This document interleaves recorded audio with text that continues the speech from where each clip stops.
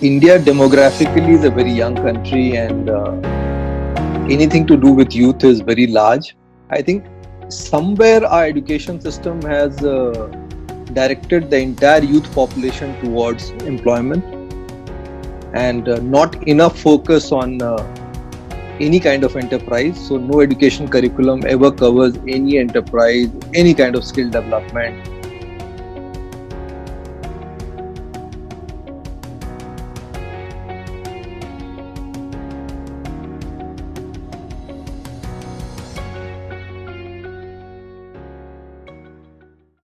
Today we have with us today Mr. Singh, the head of the ICICI Foundation, which is ICICI Bank CSR wing.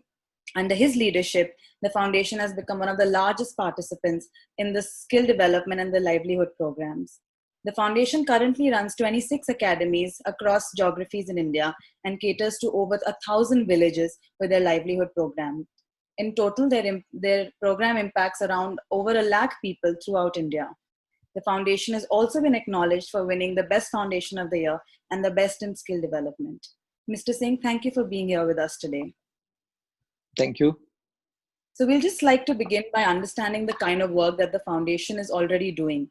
So, what are the different initiatives that the foundation has employed to combat the youth unemployment problem that we have here in India?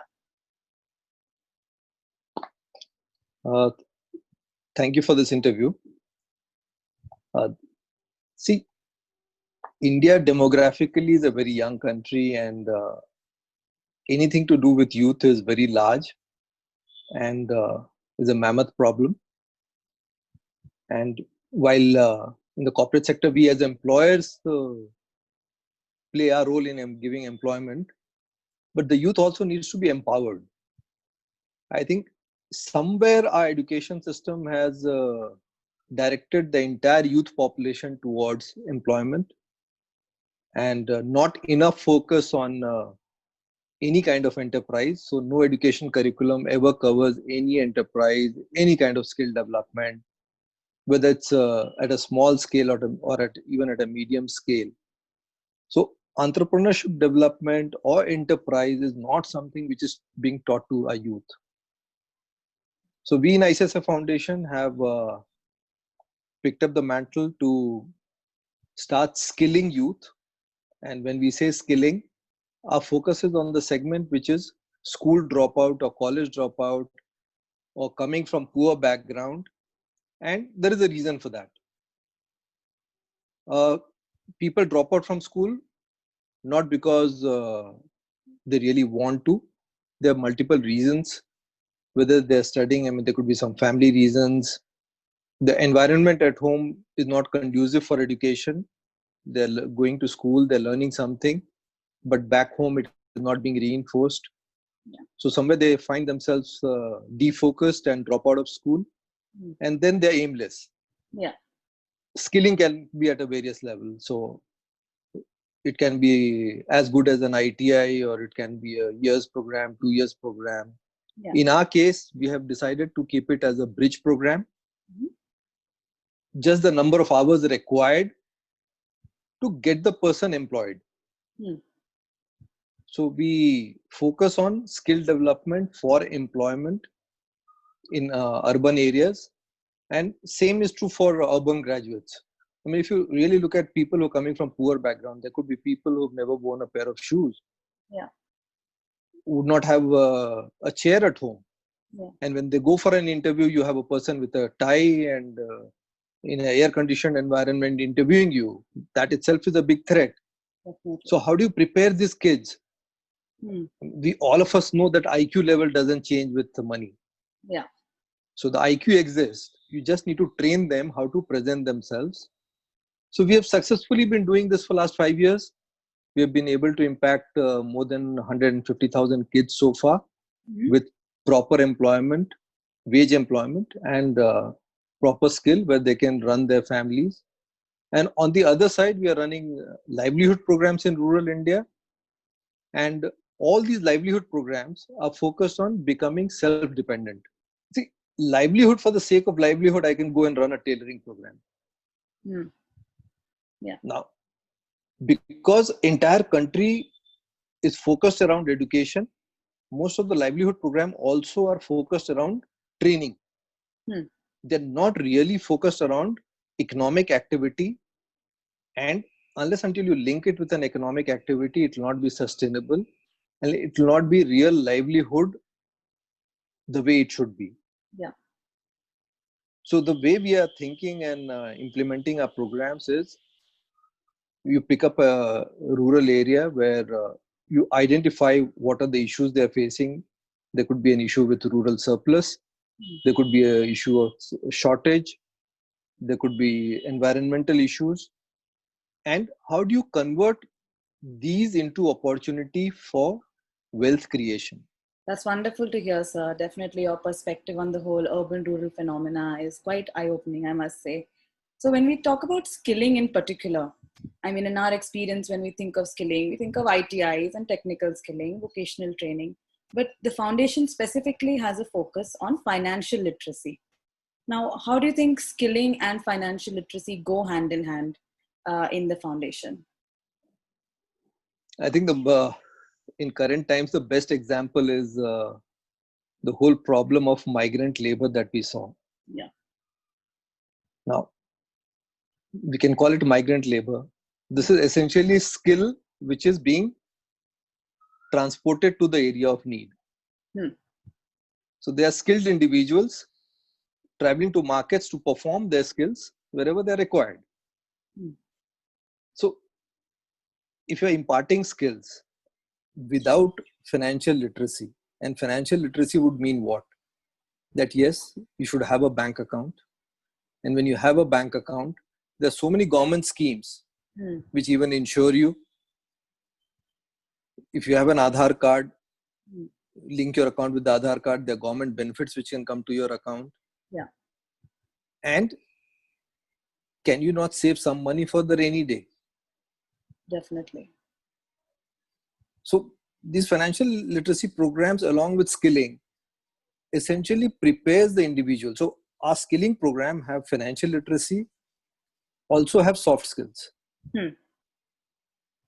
So essentially what we are saying, that while we skill you, we are preparing you to lead an independent life in the society where you are financially independent, and you'll also be able to be a brand ambassador for others, that yes, how you can manage your money, how you can manage your behavior with customers. Yeah. And that has a bigger impact than just carrying skill as a proficiency.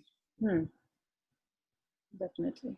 Indeed, sir, you're quite right, actually. I believe an emphasis on life skills is something that will be important to, whatever occupation or whatever geography that you come from.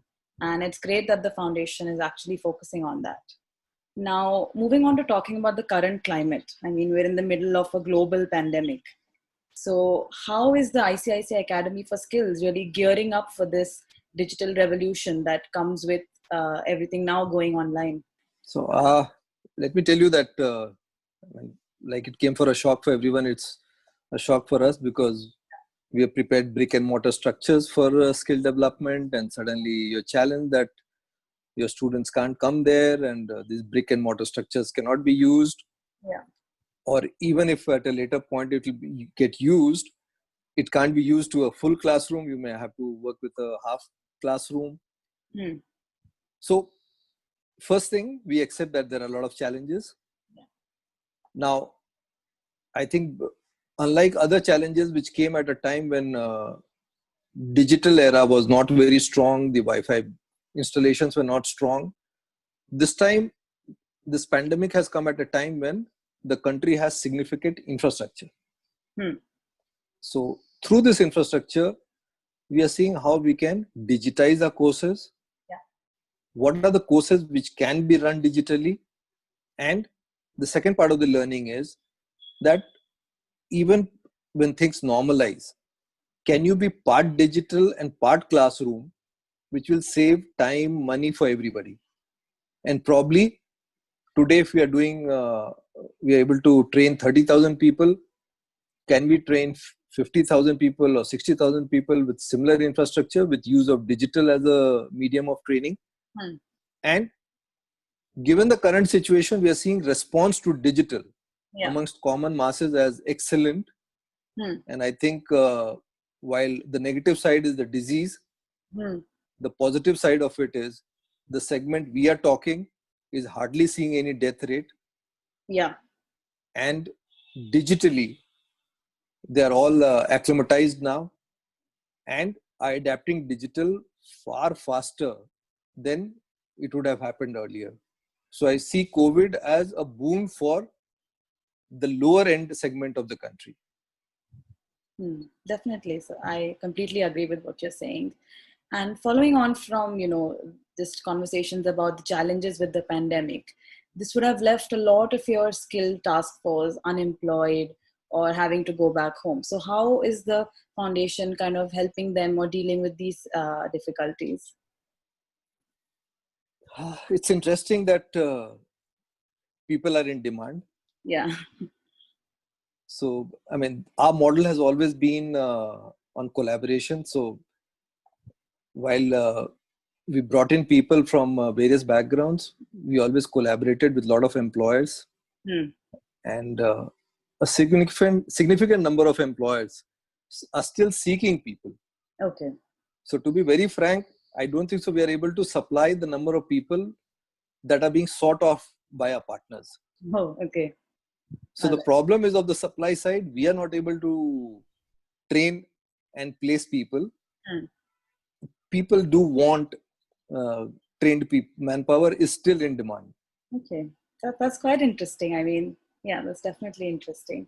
So talking about the sector in general, and since you just spoke about collaborations, do you think that public-private and private-private partnerships are the way forward in the skilling economy to kind of expand our existing skilling infrastructure that we have in the country? I think a lot of collaborations are required.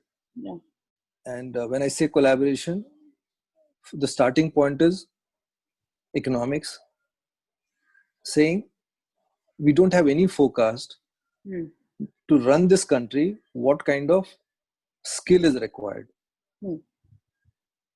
So what are the sectors which are picking up? What are the sector kind of skills which will be in demand in year 21, 22, 22, 23? So first thing is the demand side. There is no body in this country who's able to assess and forecast what is the need of the future. Yeah. Once the need is there, then you come in saying, how do we manage the supply side? Now, what's happening is because the need is vast, and I'm purposely using the word vast because I don't have numbers. The needs are vast, and people like us who are training about 30,000 people are able to place them very easily. And I know for sure, if I had the money and infrastructure, I could have trained more than 100,000 people and placed them. Yeah. Because we see those opportunities.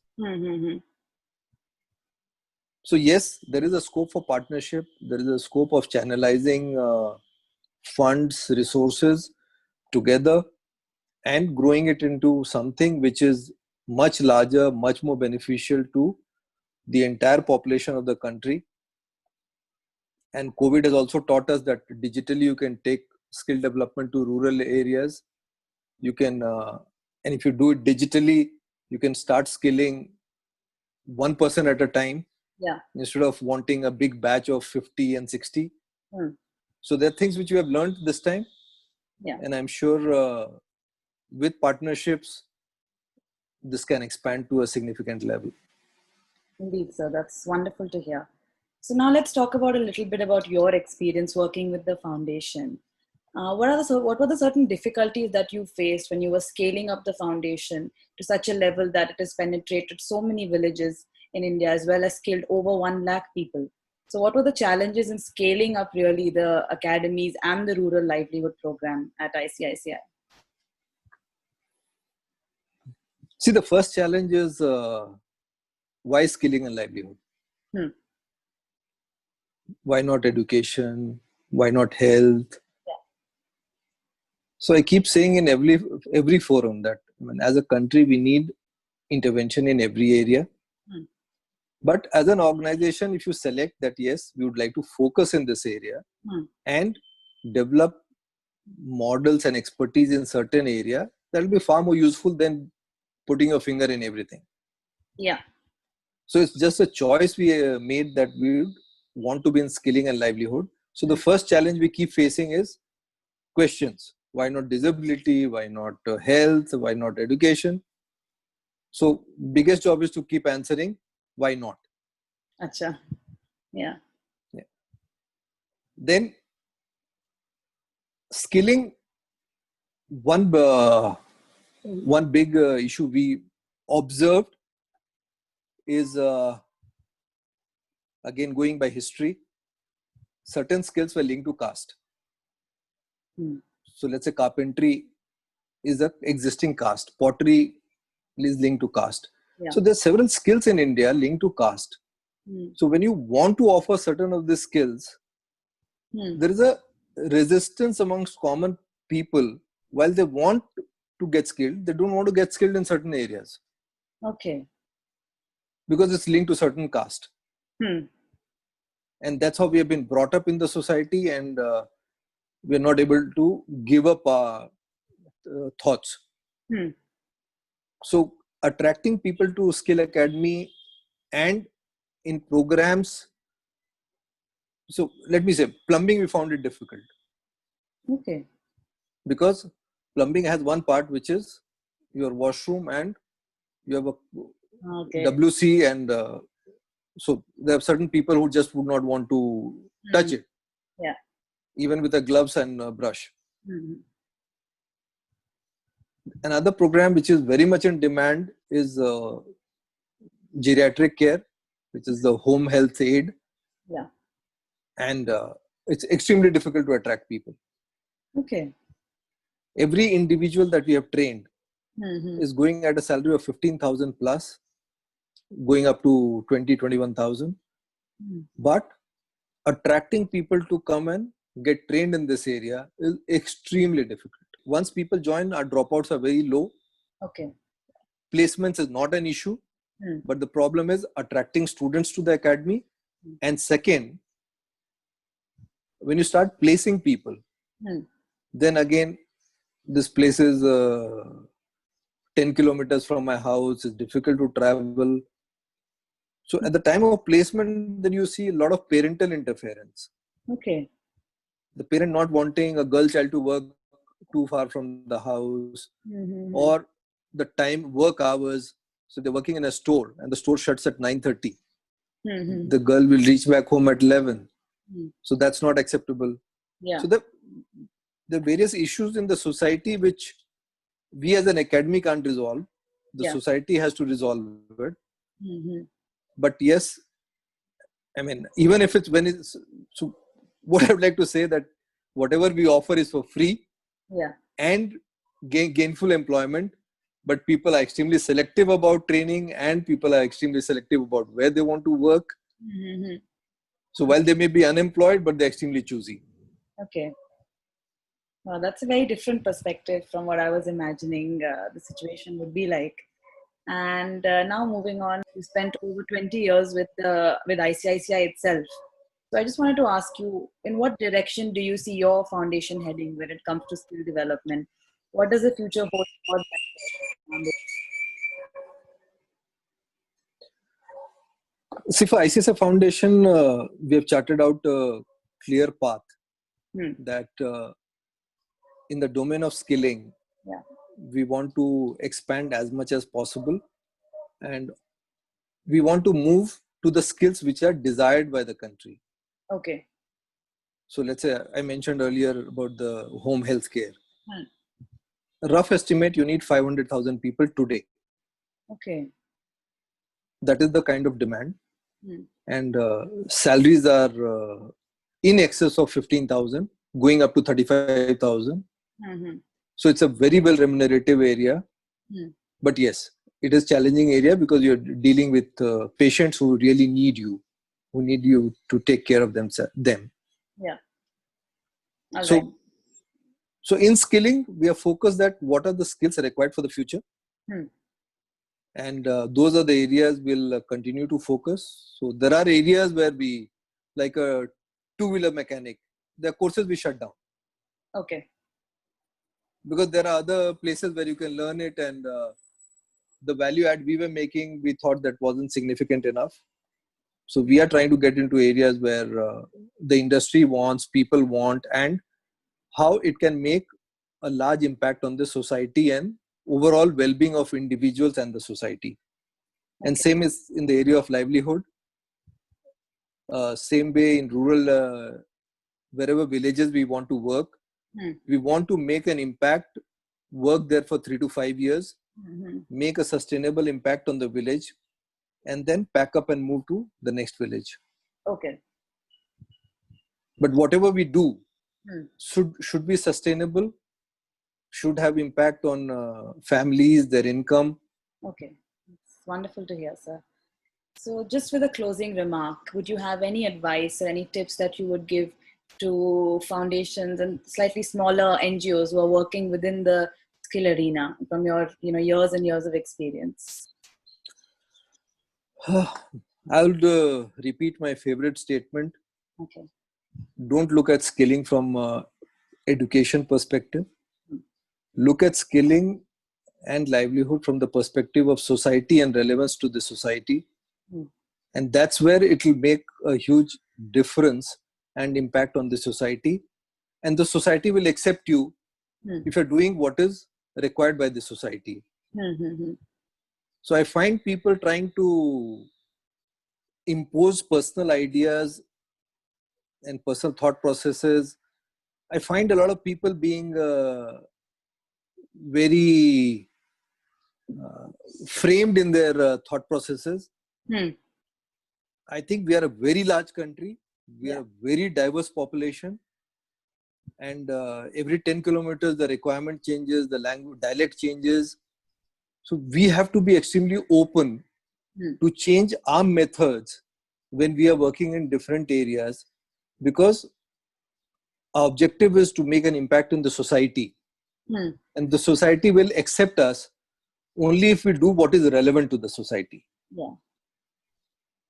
So we need to be careful about not imposing the urban ideas on rural India. So that would be my caution. That's a wonderful message, sir. And with that, we are ending our interview today. Thank you so much, sir, for being with us today. It was an absolute pleasure hearing about all the social good that the foundation is doing. And I'm sure our viewers were able to take away a whole lot of things from your insights and experiences. And we definitely look forward to having more conversations in the future around skilling. Thank you so much, sir. Thank you very much.